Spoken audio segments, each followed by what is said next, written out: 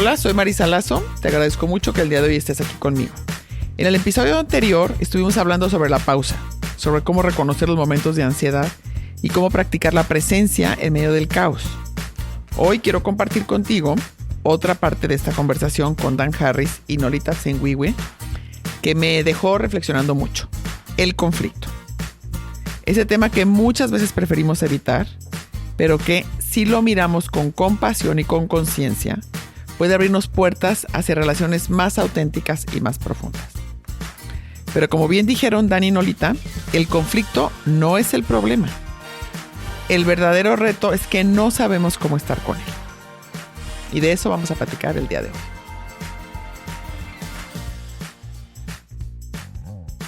Muchas veces aprendimos desde chicas que el enojo era malo, que levantar la voz era falta de respeto, que lo mejor era quedarse calladas para no hacer ola.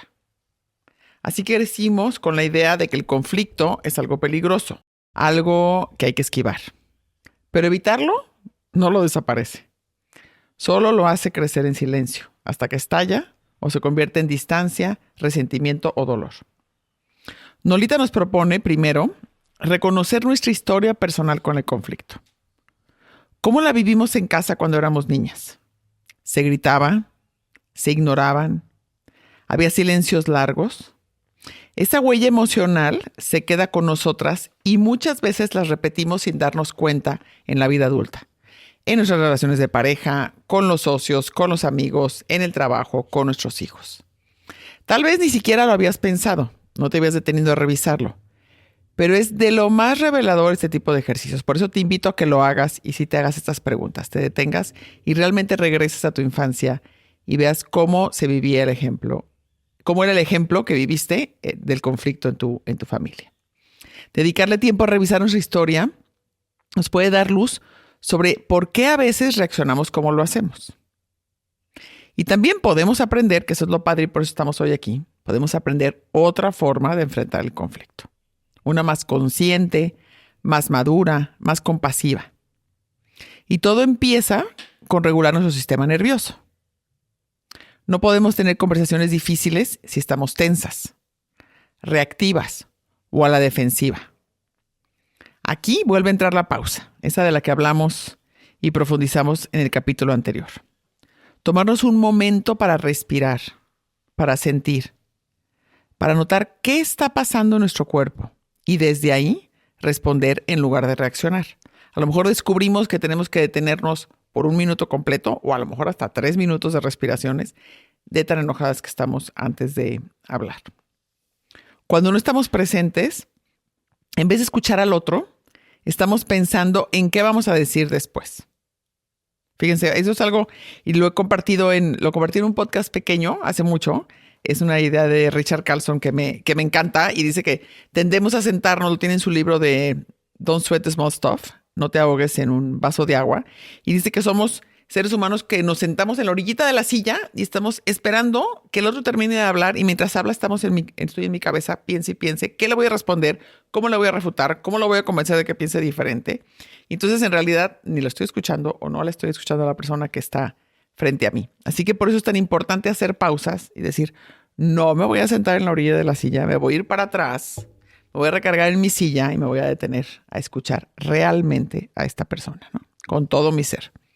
Así que por eso es importante que si practicamos el silencio interno, si hacemos pausas incluso dentro de la conversación, o sea, aunque estemos escuchando a la persona con la misma atención, pero de repente respirar y decir aquí estoy. Y aunque me esté platicando esta historia por la 10ª vez, o aunque veo que no cambia y no escucha todo lo que le digo, aquí estoy con esta persona y la voy a escuchar con toda mi paciencia y con toda mi compasión. Esto cambia por completo el tono, la energía y la conexión que hay con las personas, ¿no? Así que el conflicto, como hemos reflexionado en capítulos anteriores, cuando lo abordamos desde la conciencia, o sea, cuando lo abordamos de veras en el presente, puede ser súper útil y productivo. O sea, puede transformar. Puede abrir puertas que estaban cerradas. Puede ayudarnos a vivir de manera más congruente y con más empatía. Ahora te pregunto, ¿has sentido alguna vez que evitar el conflicto te terminó alejando de alguien? ¿O lo has vivido? ¿Te ha pasado? O al contrario, has sentido que evitarlo y evitarlo y evitarlo hizo que creciera cuando tú pensaste que se iba a disminuir y después te explotó en la cara. ¿Cómo podrías practicar la empatía contigo misma y con la otra persona en tu próximo desacuerdo? Esto hay que reflexionarlo desde antes, no cuando estemos en el desacuerdo, enojadas y tratando de convencer a la otra persona de nuestra manera de pensar. Entonces, por eso me parece importantísimo, número uno, que nos hagamos estas preguntas, pero sobre todo que empecemos a normalizar el conflicto en el trabajo. Hoy nos vamos a dedicar mucho al tema del trabajo. Y entonces, esto me parece central, porque normalizarlo es saber qué va a suceder, esperar a que suceda, o sea, saber que en todos los trabajos siempre habrá conflictos, en todos los equipos de trabajo va a haber desacuerdos y va a haber conflictos. Y no verlo como algo negativo que hay que evitar a toda costa, sino como una parte natural de cualquier relación humana, especialmente cuando hay pasión, compromiso o metas compartidas. No significa que está mal, ni que alguien está fallando. Significa que somos distintas, que vemos las cosas desde lugares diferentes y que podemos usar esas diferencias para construir algo más fuerte, más claro y más auténtico. Aprender a estar en estos momentos difíciles con apertura, con presencia, puede cambiar completamente la forma en que colaboramos, lideramos y hacemos equipo. O sea, la lectura que yo le doy a un conflicto puede cambiar completamente la manera en cómo vamos a sacar ese proyecto que estamos haciendo juntos en el trabajo, como equipo, ¿no? Si yo lo veo como algo dramático, grave, no es posible, y así así va a explotar. O si yo lo veo como algo que sabía que tarde o temprano iba a suceder, que lo vamos a enfrentar, que tenemos la madurez y la capacidad de hablar las cosas, de hablarla con respeto y de solucionarlos, ¿no? Entonces, para poder hacer esto, necesitamos primero nuevas formas de mirar esos momentos, como les digo, porque si seguimos viendo el desacuerdo como algo que rompe o amenaza, vamos a seguir respondiendo con miedo o con evasión. Pero si empezamos a verlo como una oportunidad de crecer, de conocernos mejor y de fortalecer nuestros vínculos, entonces también podemos traer conciencia y sentido incluso a las partes más retadoras de nuestra vida laboral. Muchas veces pensamos que la espiritualidad es algo que solo sucede en momentos de calma, de silencio, de meditación, de retiro. Pero en realidad es justo en la vida diaria, en medio del caos, de la carga de trabajo, del cansancio, de los desacuerdos, donde más podemos y más debemos practicarla. No es algo aparte, ni algo extra.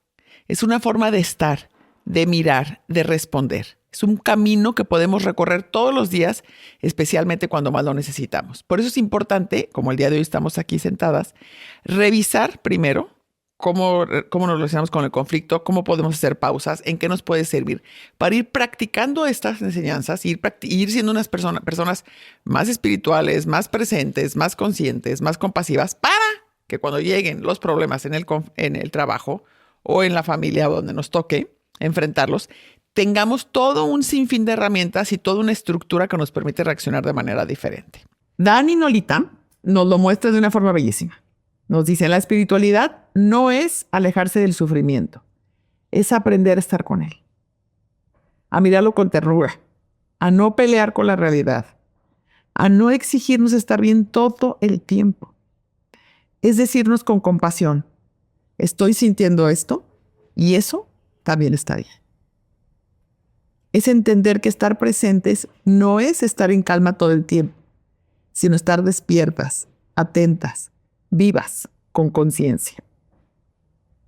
Y esa forma de vivir, aunque suene sencilla, es profundamente revolucionaria, porque nos cambia desde dentro, porque nos hace menos duras con nosotras mismas, porque nos permite actuar con más claridad y menos reactividad, porque nos conecta con una fuerza más grande que nos sostiene, incluso en los momentos en que sentimos que no podemos más.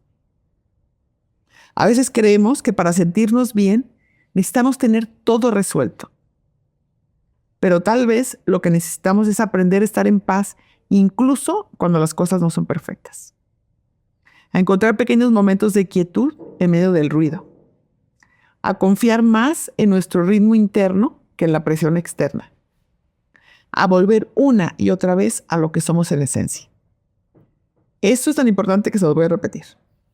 A veces creemos que para sentirnos bien necesitamos tener todo resuelto, pero tal vez lo que necesitamos es aprender a estar en paz incluso cuando las cosas no son perfectas, a encontrar pequeños momentos de quietud en medio del ruido, a confiar más en nuestro ritmo interno que en la presión externa, a volver una y otra vez a lo que somos en esencia.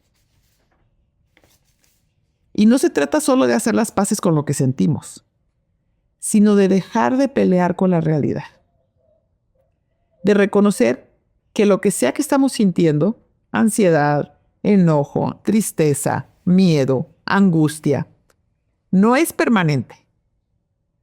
Todo pasa, todo cambia. Y si podemos simplemente sentarnos con esa emoción, acompañarla con paciencia, con presencia, sin querer huir o reaccionar de inmediato, ya estamos abriéndonos cada una a una nueva posibilidad. Porque cuando dejamos de reaccionar desde el impulso, desde el dolor o desde el miedo, y empezamos a responder desde un lugar más consciente, más claro, más amoroso, todo cambia. Y son precisamente estas pausas, estos momentos de respirar conscientemente, los que nos ayudan a vivir con más conciencia, con más presencia. Ahí es donde empieza la verdadera transformación. No porque las emociones difíciles desaparezcan, sino porque ya no nos arrastran. Porque aprendemos a estar con ellas, sin dejar de estar con nosotras mismas. Y como siempre, ya saben que me gusta muchísimo cuando las reflexiones además vienen acompañadas de propuestas, de herramientas que podemos aplicar. Porque sí es súper valioso, por supuesto, darnos cuenta, mirar hacia adentro y pausar. Pero también necesitamos saber por dónde empezar. Cómo traducir esto en acciones concretas una vez que identificamos lo que nos mueve, lo que nos duele o lo que nos está generando tensión en nuestras relaciones. Dani y Nolita comparten 2 herramientas que me parecieron especialmente útiles para momentos de conflicto, pero que también pueden servirnos en muchas otras situaciones emocionales. La primera es hacer este trabajo interno de reconocer cuál es nuestro estilo frente al conflicto. ¿Tiendo a evitarlo? ¿Tiendo a reaccionar desde el enojo? ¿O tiendo a callarme y aguantar? Entender cómo suelo responder me permite actuar desde la conciencia, no desde el impulso. Reconocer nuestra historia con el conflicto nos da muchísima claridad para actuar diferente. Desde ahí entonces puedo empezar a practicar formas más amorosas y efectivas de comunicarme y de manejar este conflicto, como algo más natural que en todas las relaciones y todos los trabajos existe, y no como algo a evitar. Una de ellas es la comunicación no violenta, que implica aprender a identificar cuáles son mis necesidades reales en una situación difícil y expresarlas con claridad, sin juicio y sin ataque. Fíjense bien, no desde la queja ni la exigencia, sino desde la conexión. Esto cambia por completo el tono de una conversación y puede abrir caminos que antes parecían imposibles. Pero esto implica que yo me conozca muy bien, para que después reconozca cómo me estoy sintiendo y tercero, lo pueda expresar de una manera tranquila, clara y honesta. Y claro, esto no se aprende de un día a otro, se practica, se ensaya. A veces nos va a salir con torpeza, a veces vamos a volver a viejos patrones, es muy normal y muy común. Pero cada vez que elegimos nombrar lo que necesitamos con honestidad, cada vez que abrimos un espacio de diálogo desde la conexión y no desde la defensa, estamos creando espacio para algo nuevo y abriendo las posibilidades a nuevas y mejores formas de relacionarnos. Y la otra herramienta que nos comparten es la empatía. No solo hacia los demás, sino también, y quizás más importante, hacia nosotras mismas. A veces creemos que ser empáticas es quedarnos calladas o evitar decir lo que necesitamos para no incomodar. Pero la empatía real empieza cuando nos damos permiso de sentir lo que sentimos, sin juicio, y podemos ver que la otra persona también está haciendo lo mejor que puede con lo que tiene. Y desde ahí lo comunicamos. Esto se vuelve especialmente importante cuando hay desacuerdos que nos sacan de nuestro centro, cuando hay tensión, cuando hay emociones muy fuertes, La empatía puede ser ese pequeño espacio que nos permite escuchar sin interrumpir al otro, expresar sin atacar y sostener el vínculo aún cuando no pensamos igual. Eso es sumamente importante, que sepamos que podemos sostener, que podemos continuar con vínculos profundos y buenos que tenemos con amistades, con compañeros, con familia, aún cuando no pensemos igual. No se trata de ceder ni de aguantar, sino de hablar desde un lugar más conectado, más claro y más humano. Y eso es lo que más me gusta de estas herramientas, que no son fórmulas mágicas ni soluciones instantáneas, sino caminos que nos ayudan a responder en vez de reaccionar. A escucharnos con más honestidad y con más amor, con menos juicio a nosotras y a los demás. Y que entre más nos practiquemos, más formarán parte de nuestra esencia, de nuestro ADN, y las utilizaremos con más naturalidad y espontaneidad. Algo que me encantó fue cómo Nolita explicaba que el conflicto no es algo que tengamos que evitar o resolver rápido, sino algo que podemos sostener con presencia para que poco a poco se transforme. Ella lo llamaba una alquimia, y esto me hizo todo el sentido, porque sí, el conflicto puede doler, puede sacarnos de nuestro centro, pero también puede revelar verdades, sanar viejas heridas, acercarnos más o convertirnos en personas más resilientes. Claro, para que ocurra esta transformación, necesitamos estar ahí, de verdad, con presencia. No para ganar la conversación, ni para salir rápido del malestar, sino para mirar con honestidad qué está pasando y qué necesita ser dicho. Y desde ahí, lo que parecía solo un problema puede volverse un camino de conexión y de claridad. Aprender a estar con el conflicto sin huirle, sin explotar a la primera, es un camino profundo y valiente. No es fácil porque muchas veces nos confronta con heridas viejas, con patrones que ni siquiera sabíamos que traíamos, con emociones que preferiríamos evitar. Pero hoy vimos que podemos hacerlo desde la conciencia y la compasión, que podemos cambiar nuestra manera de enfrentar el conflicto. Las herramientas como la pausa, la empatía y la comunicación no violenta nos permiten conversar sin romper el vínculo. No se trata de tener siempre la razón o de evitar el desacuerdo, sino de aprender a expresarnos con claridad y escuchar sin ataque. El objetivo no es evitar el conflicto, sino atravesarlo con respeto y apertura. Para cerrar, quiero dejarles una idea que me pareció súper poderosa y con la que me encantaría que nos quedáramos hoy. Estar bien con no estar bien. Es decir, podemos estar bien aunque no estemos bien. A veces creemos que tenemos que llegar a las conversaciones difíciles desde un lugar de calma, de claridad absoluta. Y si no estamos así, mejor ni hablar. Pero no. Podemos estar bien con no estar bien. Podemos entrar a esos momentos tal como estamos, con nervios, con dudas, con miedo. No pasa nada. No se trata de negar lo que sentimos, ni de disfrazarlo de paz. Se trata de permitirnos sentirlo sin pelear con eso. Por eso es estar bien con no estar bien. De saber que esas emociones, la incomodidad, el enojo, la tristeza, también vienen y también tienen algo que mostrarnos. Que si las acompañamos con conciencia, van a ir cambiando. Y que no necesitamos estar listas, entre comillas, perfectamente listas, en un sentido ideal para poder hablar desde el corazón. Porque cuando dejamos de resistir lo que sentimos y simplemente lo reconocemos sin querer cambiarlo de inmediato, ganamos claridad. No desaparece la incomodidad, pero sí cambia nuestra relación con ella. Y desde ahí podemos actuar con más calma, con más foco, sin necesidad de tenerlo todo resuelto.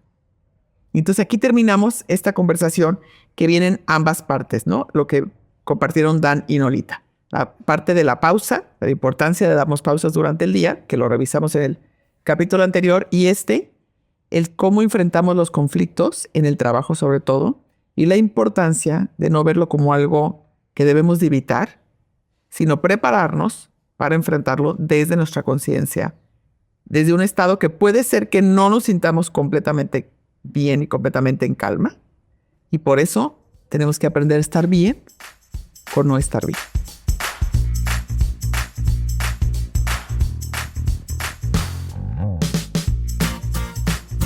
Llegamos al final de este programa. Si te gustó, que estoy segura que te va a gustar, compártelo con tus amigas, con tus amigos, con la familia, con quien creas que les sirve. Y sobre todo, porfa, me encantará que me dejen sus comentarios. Los leo todos y me encanta saber cómo les funciona, si lo están aplicando, dónde notan cambios. Me inspira, me emociona.